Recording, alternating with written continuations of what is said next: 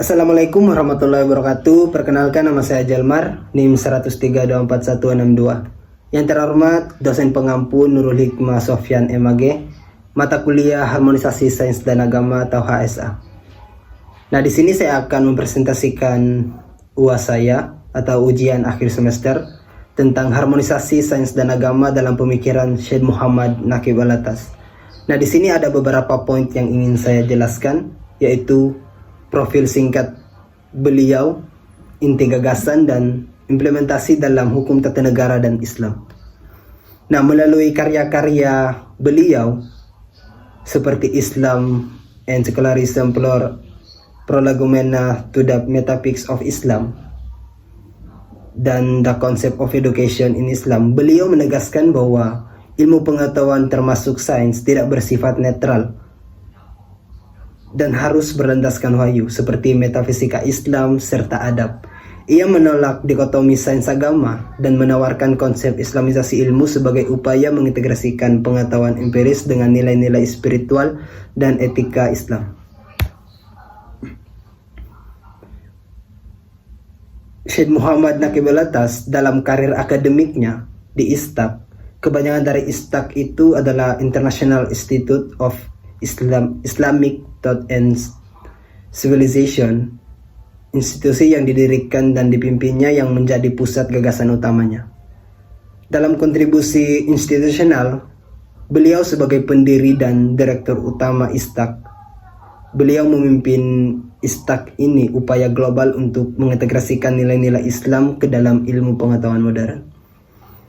Latar belakang pendidikan beliau menyeriatkan disiplin militer di Barat, spesialisasi filsafat Islam atau MCGIL, dan itu puncak studi Islam mendalam yang saat ini terkenal atau SOAS. Dalam profil singkat Syed Muhammad Naqib Alatas, pemikiran Islam kontemporer, Syed Muhammad diakui sebagai salah satu filsuf muslim kontemporer yang paling terkemuka.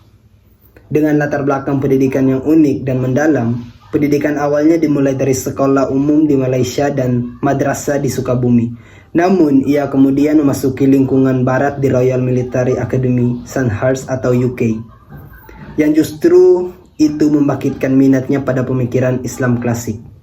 Beliau juga meraih gelar sarjana dari University of Malaysia dalam sastra dan budaya Melayu, diikuti gelar master dalam filsafat Islam dari McGill University atau Kanada, dan mencapai puncak studinya dengan gelar doktor atau PhD studi Islam dari SOAS University of London, di mana disertasinya tentang mistisisme Hamzah Fansuri menjadi rujukan paling penting. Nah, dalam gagasan utama Syed Muhammad Naqib Alatas, itu bukanlah sekedar menyandingkan sains modern dengan ayat-ayat Al-Quran atau konkordisme, melainkan sebuah proyek epistemologis dan ontologis radikal yang ia sebut Islamisasi ilmu pengetahuan kontemporer atau Islamization of Contemporary Knowledge. Nah, yang pertama ada diagnosis masalah atau sekularisasi ilmu. Alatas berargumen bahwa ilmu pengetahuan modern yang berasal dari peradaban barat pada dasarnya bersifat sekuler karena pemisahan realitas, epistemologi dualistik, dan implikasi etis. Nah, pemisahan realitas ini, sains barat memisahkan realitas dari dimensi spiritual dan transenden atau Tuhan dan akhirat. Epistemologis dualistik ini, ilmu barat didasarkan pada asumsi bahwa kebenaran hanya dicapai melalui akal dan pengalaman indrawi atau raison d'être, menafikan sumber-sumber kebenaran Islam atau wahyu. Dan selanjutnya ada implikasi etis. Implikasi etis ini, proses sekularisasi ini telah melahirkan krisis identitas, moralitas, dan makna atau kegelisahan atau loss of adab di kalangan umat Islam karena ilmu yang dipelajari bertentangan dengan pandangan alam atau worldview Islam.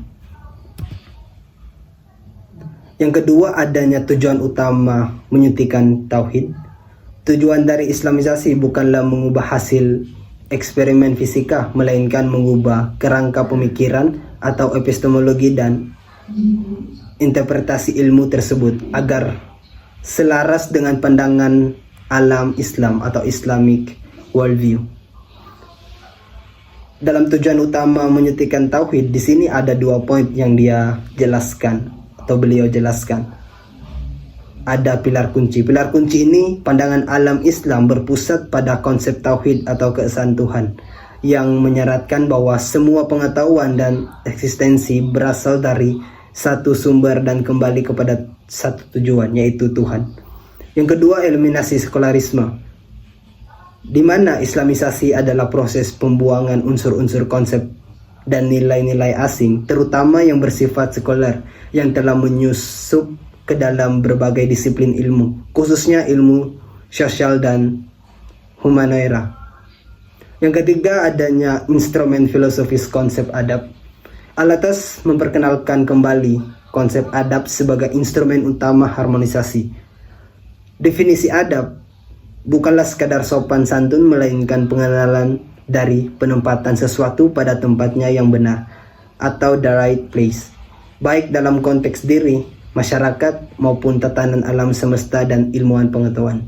Penerapan pada sains ini, jika seseorang ilmuwan memiliki adab, ia akan menempatkan ilmu di tempatnya dan menempatkan diri di tempatnya.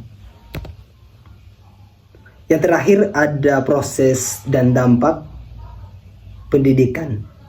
Islamisasi harus dimulai dari akarnya, yaitu pendidikan reformasi kurikulum, penciptaan manusia beradab, dan harmoni total. Reformasi kurikulum ini menjelaskan bahwa pembersihan kurikulum dari konsep-konsep sekuler dan memperkenalkan konsep kunci alam Islam. Penciptaan manusia beradab, tujuan utamanya pendidikan Islam menurut Alatas adalah melahirkan manusia yang beradab atau al-insan al-kamil. Manusia yang beradab adalah yang telah mencapai ilmu atau knowledge dan hikmah atau wisdom, yang tahu tempatnya di alam semesta dan bertindak sesuai dengan itu. Yang terakhir, harmoni total. Harmoni total ini, dengan adanya adab, tidak ada lagi konflik antara sains atau ilmu yang didapatkan dan agama atau wahyu, karena keduanya dipandang sebagai manifestasi dari kebenaran yang bersumber dari tauhid itu sendiri. Metode harmonisasi Islamisasi ilmu pengetahuan menurut beliau, yaitu Syed Muhammad Naqib Alatas, metode harmonisasi yang disusun oleh Alatas berpusat pada proyek Islamisasi ilmu pengetahuan kontemporer yang melampaui konkordisme sederhana dengan melakukan transformasi epistemologis. Inti dari metode ini adalah proses 2 langkah. Pertama, adanya analisis kritis yang bertujuan untuk membersihkan ilmu pengetahuan modern dari unsur-unsur asing, terutama sekularisme dan dualisme yang melekat pada asumsi barat. Karena ia berpendapat bahwa sekularisme adalah penyakit epistemologis yang merusak pandangan alam Islam. Langkah kedua adalah infusi konsep-konsep kunci Islam, terutama tauhid atau keesaan Tuhan, sebagai pusat ontologis dan adab atau etika. Sebagai fondasi metodologis dan etis, Alatas mendefinisikan adab sebagai pengenalan dan penempatan segala sesuatu pada tempatnya yang sangat benar, yang menuntut ilmuwan untuk mengakui otoritas wahyu di atas akal dan indera. Implikasi utama pemikiran Alatas, di sini ada implikasi utama yang beliau jelaskan. Ada 4 poin yang sangat penting. Yang pertama, ada reformasi epistemologis, di mana reformasi epistemologis ini menempatkan wahyu atau nak di atas akal dalam penentuan kebenaran ilmu. Yang kedua, perubahan tujuan pendidikan. Ini mengalihkan fokus dari melahirkan profesional menjadi melahirkan manusia yang beradab. Yang ketiga, etika sains. Etika sains ini mewujudkan ilmu pengetahuan yang tidak bebas nilai, melainkan terikat pada prinsip-prinsip adab dan tauhid. Yang terakhir, otonomi intelektual. di mana otonomi intelektual ini membangun peradaban Muslim yang mandiri dan tidak lagi didominasi kerangka pemikiran sekuler Barat. Dan juga Syed Muhammad Naqib Alatas dalam implementasi gagasan Alatas dalam harmonisasi hukum tata negara dan Islam, beliau menegaskan bahwa gagasan kunci Syed Muhammad itu sangat relevan dalam Islamisasi ilmu pengetahuan yang bertujuan mengembalikan pandangan dunia Islam atau Islamic worldview. Sebagai kerangka fundamental, implementasi ini menuntut reorientasi epistemologis hukum tata negara, di mana hukum positif tidak dipandang sebagai produk sekuler, melainkan sebagai penjelmaan tauhid, dan menempatkan kedaulatan hakiki Tuhan sebagai sumber otoritas tertinggi dan mendefinisikan kedaulatan rakyat sebagai amanah atau mandat. Lebih lanjut, konsep adab atau disiplin etika wajib diinternalisasi ke dalam proses tata kelola, memastikan bahwa penafsiran hukum atau yudisial dan kebijakan negara atau eksekutif selalu berorientasi pada keadilan substantif dan maslahat umum, sehingga menghindari formalisme hukum yang bebas nilai. Secara pendidikan ini berarti Fakultas Hukum harus mengintegrasikan syariah sebagai kerangka ontologis, bukan sekedar objek studi komparatif. Untuk itu, bagaimana cara kita mencapai sistem hukum yang terintegrasi secara holistik? Nah, di sini dari kesimpulan yang tadi saya jelaskan, kesimpulan dari gagasan Syed Muhammad Naqib Alatas adalah Islamisasi ilmu pengetahuan yang berupaya mengembalikan pandangan dunia Islam atau Islam worldview itu sebagai kerangka epistemologi sentral. Dalam konteks harmonisasi hukum tata negara dan Islam, implementasinya menuntut transformasi filosofi sistem hukum.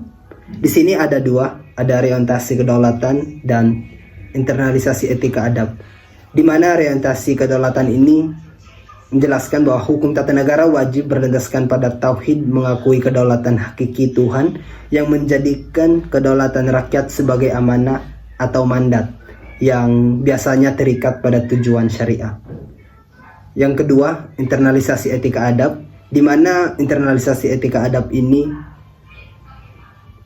diwajibkan menjadi jiwa dalam tata kelola, memastikan bahwa penafsiran konstitusi dan pelaksanaan kekuasaan atau oleh yudikatif, legislatif, dan eksekutif selalu mengarah pada keadilan substantif dan masalah umum, serta menolak formalisme hukum sekuler yang bebas nilainya.